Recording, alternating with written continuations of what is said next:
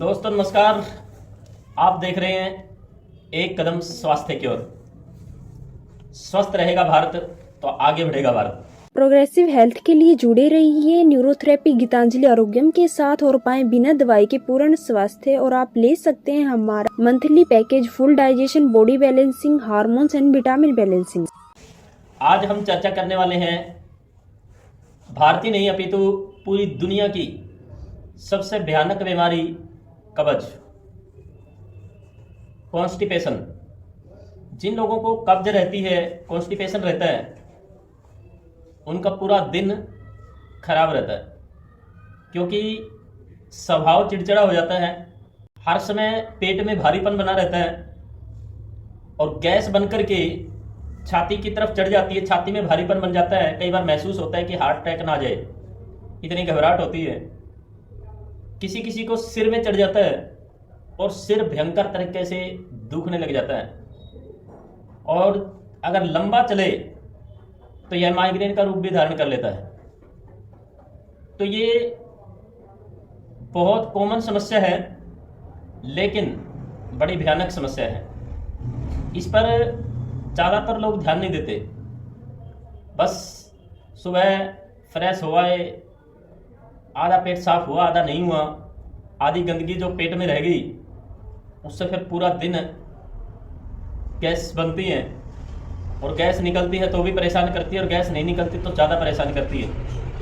हम सोसाइटी में बैठ नहीं सकते, वहाँ बैठे हों और गैस निकले, स्मेल आए तो सभी को बुरा लगता है। इसलिए हम उस गैस को रोकने का प्रयास करते हैं, जिसकी वजह से और भयंकर समस्या उत्पन्न होती है। अकेली एक कब्ज ऐसी बीमारी है जो आपके भीतर सैकड़ों बीमारियों को पैदा करती है।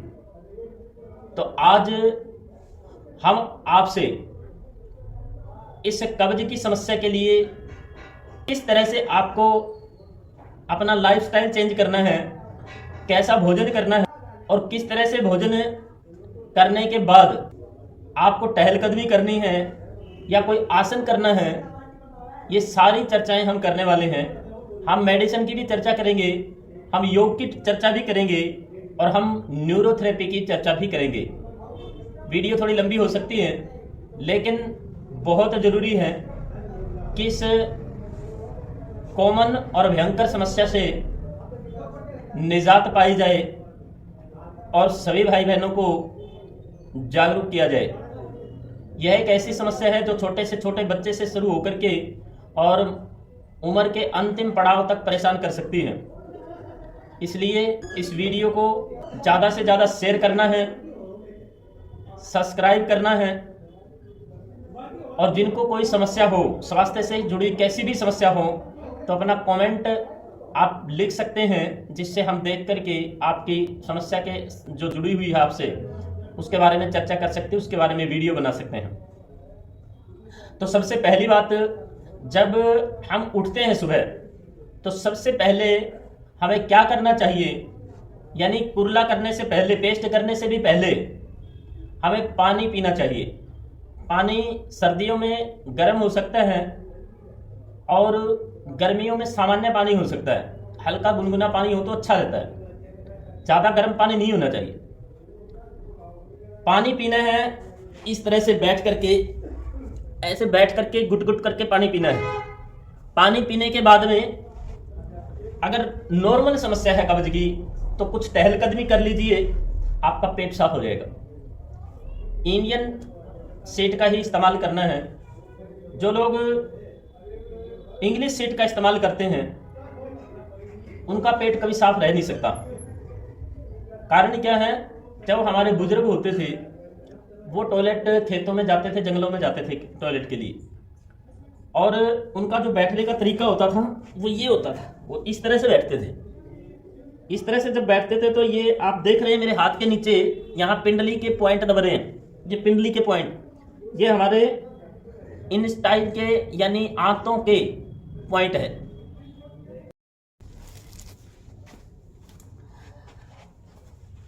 तो इस तरह से जो आंतों के पॉइंट पिंडलियों में दबते हैं ना, तो उससे पेट साफ होता है। अगर आप ऐसे नहीं बैठ सकते तो ऐसे तो बैठ ही सकते हैं।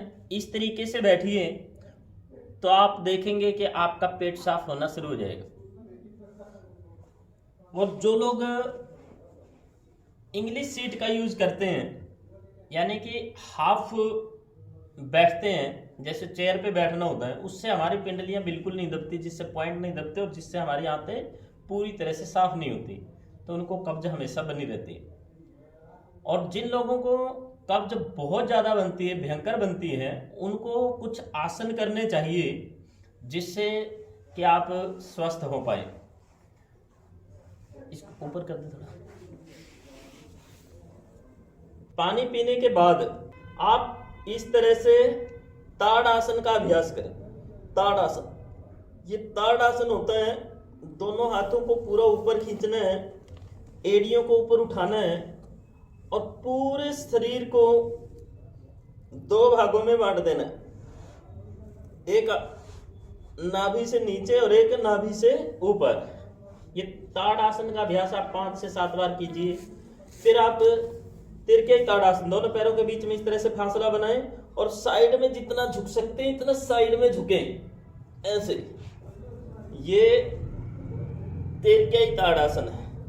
आप दोनों हाथों को इस तरह से फैलाएं और ये पीछे ऐसे घूम जाए, इधर से दूसरे पैर की एड़ी को देखना और दाईं तरफ से बाएं पैर की एड़ी को देखना है।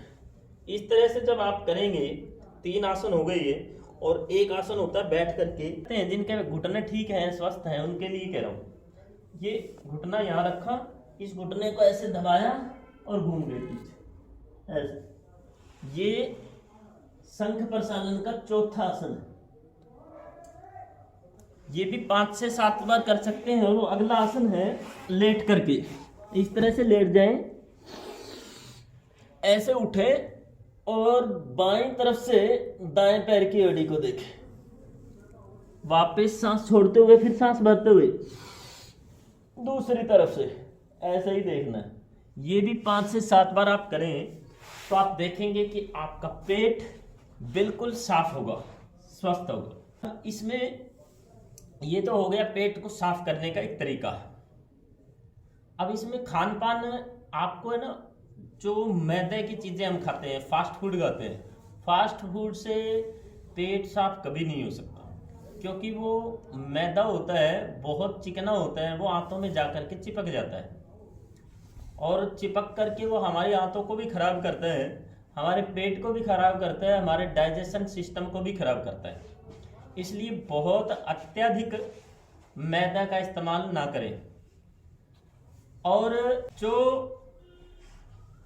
गैस्ट्रिक वाले भोजन होते हैं उनको भी कम इस्तेमाल करें, बहुत कम करें। भोजन को चबा चबा करके खाएं और भोजन के साथ या भोजन के बाद या भोजन से पहले, तुरंत पहले पानी का इस्तेमाल ना करें। जब आप चबा चबा करके भोजन करेंगे तो आपको सलाइवा जो है वो अंदर जाएगा, वो आपके पेट को साफ करने में बहुत बढ़िया मदद करता है, वो आपके डाइजेशन सिस्टम को सुधारता है। तो इसलिए कुछ चीज़ों का आपको ध्यान रखना है। अब हरी सब्जियां आप ज़्यादा खाइए, हरी सब्जियां खाएं, फ्रूट खाएं जिसमें लिक्विड होता है, नेचुरल। किसी भी सब्जी को आप काटेंगे उसमें से पानी निकलता है, किसी भी तो आप लिविंग भोजन का इस्तेमाल ज़्यादा करें, जिसे जिंदा भोजन कहते हैं। जैसे प्रकृति की माँ की गोद से जो आया हुआ है उस भोजन का इस्तेमाल ज़्यादा करें। फ्रूट का करें, सब्जियों का करें, अंकुरित अनाज का करें, ड्राई फ्रूट का करें, इनका इस्तेमाल ज़्यादा करें। और मोटे अनाज का करें। अगर आप रोटी खाते हैं तो रोटी अकेली गेहूं की ना खाएं, उसके अंदर मिक्स अनाज करें। उसके अंदर जौ, बाजरा, चना, सिंघाड़ा, चौलाई, मक्का, ज्वार, रागी, कोई भी मिक्स करें। और हो सके तो सब्जी उसके अंदर काट करके डालें, जैसे पालक, मेथी। माध्यम होता है शरीर को स्वस्थ रखने का। और अगर फिर भी लेना पड़े तो जो पतंजलि की आती है शुद्धि चूर्ण, उदरकल्प चूर्ण, त्रिफला चूर्ण या हमारी दिव्य चूर्ण, कोई भी चूर्ण का आप इस्तेमाल कर सकते हैं, लेकिन हर रोज़ किसी भी चूर्ण का इस्तेमाल कभी भी नहीं करना चाहिए, क्योंकि हर रोज़ जब हम इस्तेमाल करते हैं तो हमारी आंतें जो हैं ख़राब होती हैं। कुछ दिन या कुछ कभी कभार हमें ऐसी चीज़ों का इस्तेमाल करना पड़े तो वो एक अलग बात है। और आंवला एलोवेरा जूस, ये कोई नुकसान नहीं करता, बहुत बढ़िया होता है आंवला एलोवेरा जूस। इसका इस्तेमाल आप कर सकते हैं, क्योंकि इससे और भी कई तरह की प्रॉब्लमें ठीक होती हैं। तो आप के लिए हम हर रोज़ कोई ना कोई वीडियो, कोई ना कोई रोचक जानकारी आपको शेयर करते हैं, भेजते हैं। तो आप देखते रहिए एक कदम स्वास्थ्य की ओर, और अपने स्वास्थ्य का रखिए ध्यान। आपको कोई भी तकलीफ़ है, कोई भी दिक्कत है, तो आप हमसे संपर्क कर सकते हैं। जय हिंद, जय भारत।